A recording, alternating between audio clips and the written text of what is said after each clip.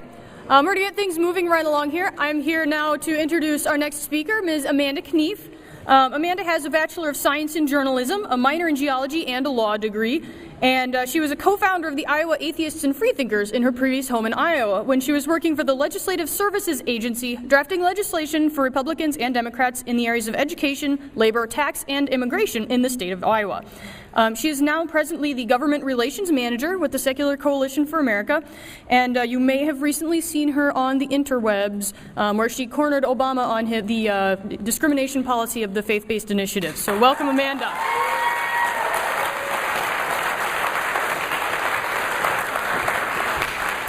Good afternoon. Can you guys hear me? Yes? Can you hear me? Yes. All right, enthusiasm. So, I'm a lobbyist. I run around DC and say, the atheists are coming, the atheists are coming. And I try to scare the hell out of them and tell them that there's a wave of godlessness about to descend upon this nation.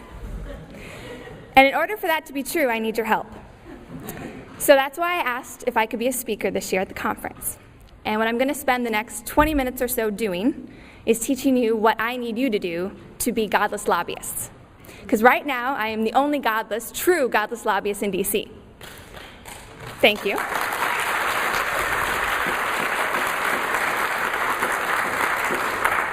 But what we really need are godless lobbyists all over the country. And it's really not that hard, and I'm going to teach you how to do it. First, I just want to explain a couple of things. The Secular Coalition for America is a lobbying organization made up of 10 member organizations, including the Secular Student Alliance, Camp Quest, American Atheist, Dave Silverman was here last night, and a bunch of other organizations from the movement. It is a wonderful organization because it's based on the movement. And so this is something that we really need everyone to support. It is our chance to have a voice in Washington, D.C., and it's something that the movement has come together and unified for. It's kind of like what Dave Silverman said. 95% of the stuff we agree on, 5% we don't. We're working on that 95% so we can go to Washington and say, hey, listen to us, guys. All right. So what does this have to do with you? Well, in a nonpartisan poll by a non-political organization, 70% of staffers in DC said that when they are visited by a constituent, somebody from their congressman's hometown, it makes a substantial difference in the policy decisions of their representative or their senator. So we try to organize when people come to town to see us, or we know they're going to be in town, we try to get them in to see a staffer or the senator or the representative. But it's kind of hard to get everyone to DC. But you guys all live in your own states. Even if you're a student, you can be lobbying for the state that you live in or that you're going to school in. So what I want to do is teach you how to lobby in that home state. 38% of federal legislators right now once served at the state or local level. 38%. That's about right now, if you count the people who've resigned or can't serve, we have 532 legislators, senators, and representatives. 38% of them served at the state or local level. So it's really important that you guys go home and start talking to your state and local representatives. How many of you know what's been happening in Wisconsin? How many of you know what's been happening in Kansas? I don't even have to tell you what's going on, do I? I don't have to mention the bills, all the bad things that local legislatures, state legislatures are doing. You guys can have a voice. You can make a difference. One of the biggest things that we do in DC is I go into someone's office, I make an appointment, and I say, hi, I'm an atheist. And except for the fact that their eyes get really wide, it's not that scary. So what you guys can do is the same thing. Student groups, I often hear, are looking for things to be active. Am I right? Ways to be active, ways to do things. This is something you guys can do. I have two handouts. The first one is in your book on page 37, I believe. It's a how-to. And I'm not going to go through the whole thing because it's basically a breakdown. But it'll walk you through the process. All you have to do is pick an issue. And it can be as simple as deciding pick out some legislators, pick out your mayor, the city council, make an appointment, and go introduce yourself as your local student atheist group. Or just introduce yourself as the local atheists, or humanists, or free thinkers, or whatever you want to call yourselves. Raising awareness that you are in the community is a huge step. And you never know where those mayors are going to go. You never know where those local legislators are going to go. And just by letting them know that you're in your community, you increase the voice that we have in government. It makes a big difference. And maybe they'll end up being your senator or your president. So it's really important. And so there's a step-by-step. And one of the things it says is dress appropriately. You'll notice that Liz and August and members of the SSA dressed really nicely today. I dressed like this today. You don't have to dress up in a suit to go lobby. You don't have to do anything special. You don't have to do anything that isn't just being yourself to go lobby. You just go and introduce yourself and say, hey, I'm an atheist.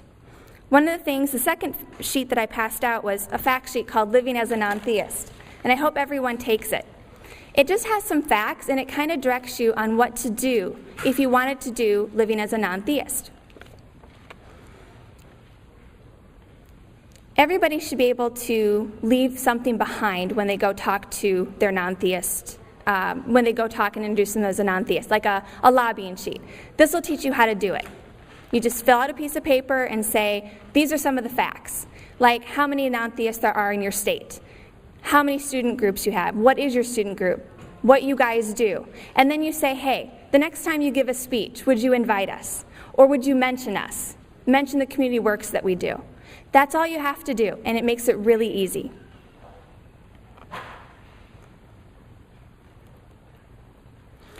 In the next 16 months, we have a really great opportunity to step up our game. How many of you know who Michelle Bachmann is?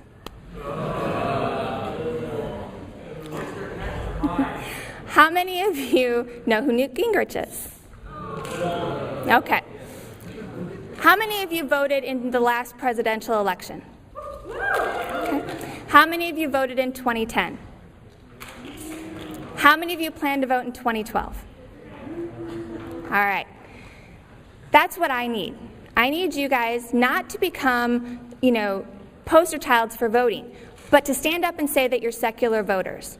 And that means going to campaign events, even for Republicans, independents, anybody who says they want to be your elected leader, and say, why should I vote for you? What are you going to do for me as a non-theist? How do you feel about atheists? I am an atheist. How are you going to represent me? We need to put them on the spot. And I can tell you to do that because I told the president I was an atheist.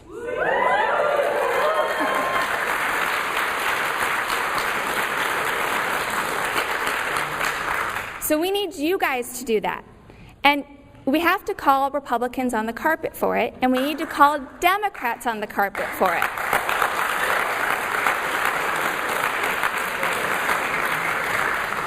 And I don't care if they're an incumbent. I don't care if they're new to it. Don't assume they're on our side. There are 50 million people who say they are non-religious or specifically say they are one of us, atheist, agnostic, humanist, free thinker. We need to make it so that they hear our voice more often. And that starts with you guys. And make sure you take a friend who has a camera or a smartphone and they tape it and then you send it to me so I can put it on YouTube.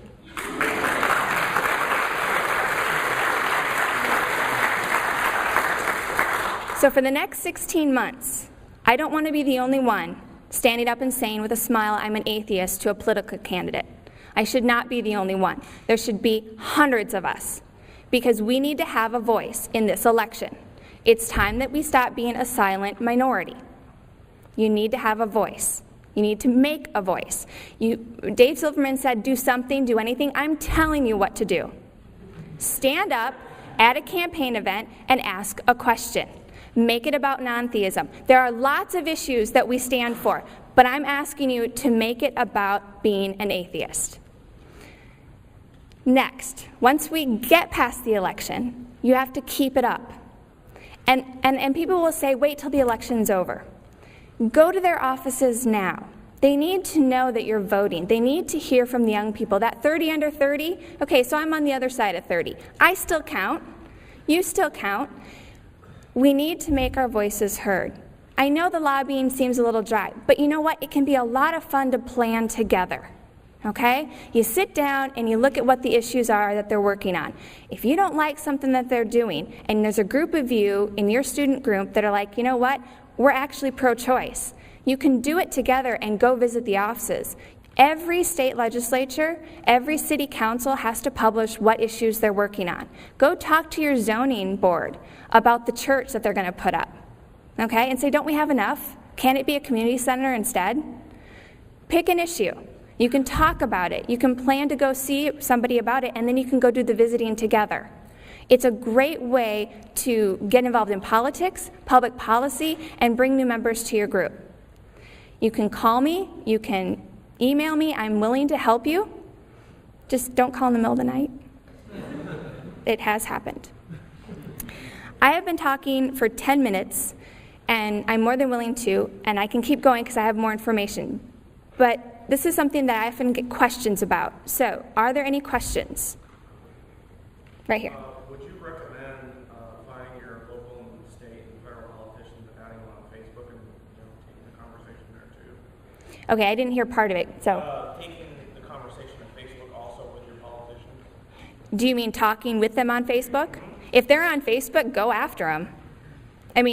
Talk to them, absolutely. If they're brave enough to be on Twitter, do it there too. Okay, anybody else okay, in the back right there? Yep. So it seems like the ultimate goal, the goal here immediately is just to get people aware that we're out there for voting. Do you think the best way to do this is to go to their office with a specific issue, or is there some way that you approach maybe specifically like Republican legislatures, just to say like, hey, we're out here?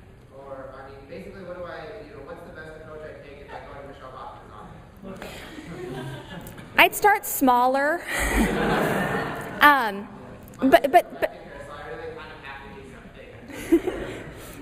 Seriously, don't shy away from Republicans. Most Republicans are not Michelle Bachmann, thankfully, and I mean that in a good way. She's from my hometown, and I say that with some dismay. But and I say that because she seems so anti anything that's biblically oriented, and obviously I'm not. Republicans give me meetings all the time. I call and I say I'm with the Secular Coalition, and most of them can't pronounce secular, and they stumble over it a little bit, but I get in the office and they usually haven't even figured out what I am yet. And then when I say I'm an atheist, like I said, the eyes get pretty wide, but they're usually more curious than anything, and they're very professional. So I wouldn't expect any hostility or anything like that. Especially be honest. Don't try to sneak attack. That's the worst thing you can do because it breeds mistrust. So when you go after, when I say go after, when you're trying to get these meetings, when you want to go talk to politicians or their staffs, be polite. Tell them who you are and say why you want to come. Just say, I'm a local atheist, I'm a voter, and I'd like to come talk and just share what's going on in the community. Be sure to tell them why it's important that you're in their office, how it's going to affect your community. They want to know that, especially on a local, state, and federal level. The more you can tell them why it's important that they vote the way you want them to, or why they should pay attention to your community, the non-theistic community, the better. Like, for example, Washington State. Is there anybody here from Washington? All right, 25% of people in Washington are non-theistic. 25% are non-theistic. That is a huge number. And if you use that number, they sit up and take notice. Because if we can get even, half those people to vote the same way, that can swing an election. So using those kinds of numbers, being able to talk, Katie talked about using big numbers this morning. That's a big number to use. John. So my last mayor was and my current mayor is Tom Menino from Boston. How do you get a hold of people who are really unreachable as political officials? You're probably not actually going to get to meet with the actual official. I do get some meetings with actual representatives and senators. You'll get to meet with their staff is more likely, and that's okay. Because if you can make a good impression with a staff member, if you have a good relationship with a staff member, that is just as good. Because they are the ones that often make the decisions about policy, and then they tell the candidate, this is what we want to do, this is in line with what's going on. Or they will introduce new things to the official or the candidate. So it's perfectly fine that you don't actually meet with the specific candidate. Unless you have a lot of money or a personal connection, chances are you won't. On the other hand, if you go to a state legislature or you are in a smaller town, people who go to the Iowa legislature can show up, and if you're a constituent of that particular senator or representative and you show up, they will come out and meet with you, especially if you told them ahead of time that you were coming. So we did that all the time with my group, Iowa Atheists and Free Thinkers. People went up as individuals just to talk to them about being an atheist, and they met with their specific representatives all the time. And they got 10, 15 minutes of personal time. And that made some of them very uncomfortable, the representatives, but they were willing to meet with their constituents. You never want to be able to tell somebody from the media that your representative refused to meet with you because you are an atheist. Right here. Okay, so I worked with a Democratic candidate back in 2010 who was a positive atheist, and he had met with the caucus for the office, he was running for Indiana State Senate, and he had come across a lot of the officials in the office were, he said, identified as atheists, but were repeating rhetoric because that was what was familiar to them. Maybe this is a case of should we be collaborating our efforts with other groups that they also need their representatives at similar times? Other atheist groups? Yes. Yes, absolutely. Also, with issues, the ACLU, Americans United, collaborate with everybody. Make noise, absolutely. So if you can meet with other groups, if there's 3 or 4 of you in town, if there's an off-campus group, collaborate with them. They might have more experience doing this, and they might have tips. You'll be surprised how many atheists on their own harass their representatives on a regular basis. Right here, right there. Yep. Ashley, go ahead, and then we'll get to you. Is it okay to come in with a small group of people? And if so, is there a cap on how many you should bring? When you call and ask for an appointment, they'll often ask how many people are coming. Whatever you say, stick to that. And, not more than 5 or 6 people, because then it kind of gets lost in the message. Then you just have this big crowd of people, and you seem kind of scary. So, for someone who doesn't have a lot of student burden with classes, again, most of the time, how can you get involved in lobbying besides just, like a wing petition or something like that? How does someone get involved if they're really busy as a student? Well, what's really nice is you can lobby all year round. And you can do action alerts. Secular Coalition, you can sign up for our action alerts. I have a clipboard on the Camp Quest table in the back, or you can go online to secular.org and sign up. And we will send you out notices whenever something is happening on a federal level where we need your support. For example, after I had a nice little Q&A with the president, we asked people to again send a message to the president about ending discrimination in hiring when faith-based organizations receive federal funds. And a lot of people did that for us. We're up over, I think, 4,000 now messages to the president saying stop this, just from secular our people. So that kind of thing you can be part of. Also, there are state organizations that will do that. The American Human Association chapters do it, and the American Human Association does that. American Atheist does action alerts. So you get involved that way. It only takes you a few minutes to do an email. And then again, lobbying is year-round. Just because the legislature or the federal government is not in session doesn't mean you can't visit local offices or email or write or call them. Way in the back. When you told the president you were an atheist, what was his reaction? Well, he was smiling at the time because I said I was from Iowa because he loves Iowa, and so I was kind of softening him up. And when I said I was an atheist, he went from... but I was really excited, and there was a lot of clicking and cameras behind me, and that's about all I remember. Okay, over here. What do you recommend for groups that we're a non-student group, but we're in a relatively fundamentalist Christian area where a Republican candidate taking the Michelle Bachmann stance would more than likely get them elected. So where us going and having a meeting with a candidate that were they to publicly decry atheism would probably sink get them the votes from their base. Does anybody remember Elizabeth Dole running against Senator Kay Hagan? Oh, yes. Okay. And there was this really nasty ad that Elizabeth Dole ran, and it had to do with the fact that Senator Hagan, her chief of staff or her campaign manager at the time, was an atheist, and Elizabeth Dole tried to tie the then senator candidate to atheism. It so backfired that Elizabeth Dole not only lost the election, but thousands and thousands of dollars and support came from all across the country for Kay Hagan. So I would say to somebody that, first of all, we want to reach out to people. Lobbying is the diplomat style rather than the firebrand style. And it's a difference. And you have to have all kinds. Greta Christina once said that, and I thought it was perfect. You have to have all types in the movement in order for it to be successful. Lobbying is the diplomat version of what we do in the atheist movement. So you have to reach out. And if they do decry atheism, that's okay, because you still stood up and said you were an atheist. You still said, this is who I am. And if you do it publicly and you get it on camera and you put it on YouTube, it's on the record. And it will attract attention, and you'll get publicity for it. And the only way to fight it is by putting a light on it. Sunshine is the best disinfectant, and you need people to say that. You need people to say, I don't like atheists, so that we can say it's not okay to say that. So that would be my answer. But it's hard to do, and I'm not telling anyone to do anything that they're not comfortable with. Well, I kind of am, but only because I did it too. So, right here. You mentioned camera a few times. How do they tend to react to requests for a meeting? If you say, and we'd like to videotape it? A private meeting, you don't take a camera.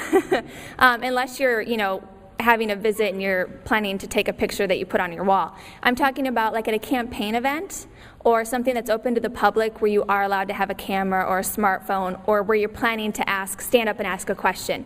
When you're doing a meeting with a staffer or something that's more personal, where you're going to talk about an issue or you're trying to raise awareness as an atheist group, that's not the time to film it or anything like that, because you're trying to build a relationship with the candidate. Even when it's somebody who may not be on your side or you don't think is open to atheism or the non-theistic community, you are still trying to open a channel of communication, and you don't want to start that by secretly videotaping something.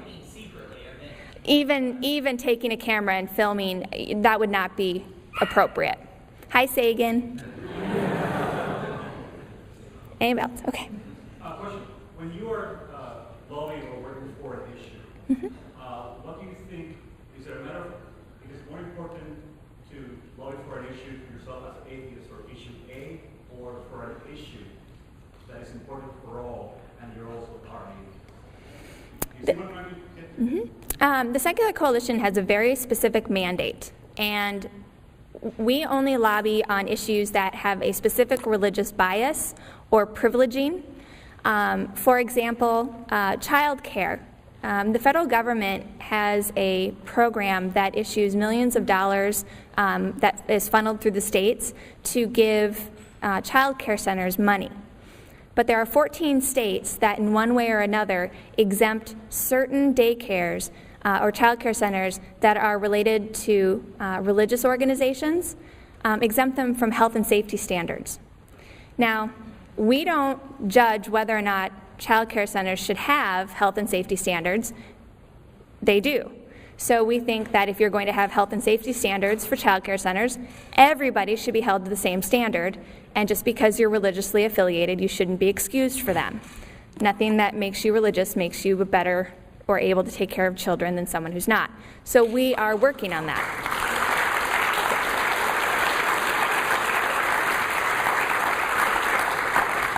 The same thing, something that we're doing proactively is bullying. There are a couple of bills that we think might move this year called the Safe Schools Improvements Act. There's one in the Senate, one in the House. They're the same bill. They're both moving, we think. And they are really, because of the whole bullying issues that have come out, students who have unfortunately taken their lives or been the victims of serious harassment and bullying, and they are really being driven by the LGBT movement. But one of the things that they say in the bills is that if you are the victim because of religion, well, according to the Supreme Court, we're covered under religion. So we have gone to the sponsors of that bill, we've gone to the Republicans who have sponsored the bill, and we've gone to the independents, and we've said, we count too. And we have taken the stories of the high school students and the college students who have come to SSA, and we have said, these students are suffering. They need your protection too. How can you say no? So you need to talk about non-theistic students. You need to talk about atheist students. You need to remember them when this bill moves forward. And we've gotten some really good support. I don't know if they're going to mention us publicly, but it's been a really great way to raise the issue and to get their support for the non-theistic community. So when I lobby, it depends on what we look for ways to promote the movement, like with the bullying bill, and we also look for ways to try and prevent religious privileging or holes in the laws, like with the child care issue. So personally, there's a lot I'd like to do, but I can't because I do exactly what the Secular Coalition needs to do. And we work with a lot of other groups. We work with religious organizations. We're in a coalition called the Coalition Against Religious Discrimination. There's a Baptist organization, several Jewish groups, Catholics for Choice. They're all part of this coalition, and we work together to try and change legislation. So they were just as excited as you guys are when I stood up and told the president I was an atheist and asked him why he hasn't rescinded the executive order that would prevent discrimination in funding for faith-based groups. So, you know, we have a lot of allies, and they've welcomed us to the table, so it's a good thing. Yes? I am surprised that more people don't do lobbying, and maybe this is more of a comment than a question. And you don't have to go to Washington, you don't have to come to Congress. All your representatives are home on the weekend, just not on their doors. I have gone through southern Ohio on a Saturday night, knocking our doors of legislatures. The first time I've actually been in the governor's office, we just knocked on the door, 3 or 4 of us. He was absent, but we talked to the aide.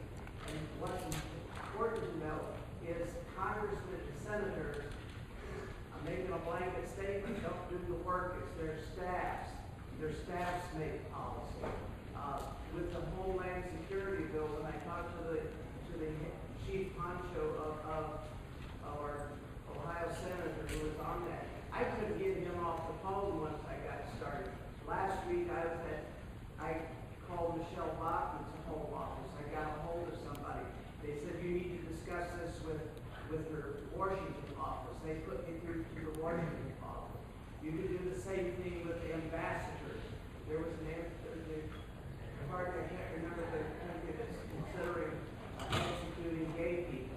I called their ambassador. The first thing he says, how the hell did you get my telephone number? Okay, so you see, there are people in our community who do the lobbying. You need to find them, and they know how to do it. It's not scary. You really can't mess it up unless you walk out of the office swearing or have thrown something, or there's a police escort involved, okay? So please, it's something you can do as a group. It's a very easy, not time-consuming activity. The other thing you should remember is after you've had a meeting, don't kibitz until after you leave the building. You never know who's listening, okay? So have your meetings, go. Send me an email and let me know how it goes. Let me know who you've talked to. I'm really interested and I want to know, and if there's anything I can do, please let me know. If you need ideas, come to our website at secular.org. We've got all kinds of issues that we're working on. A lot of the states are doing the same things that, unfortunately, the federal government is doing. You guys have been a great audience. I appreciate the questions. I'll be here the rest of the weekend. If I can do anything, let me know.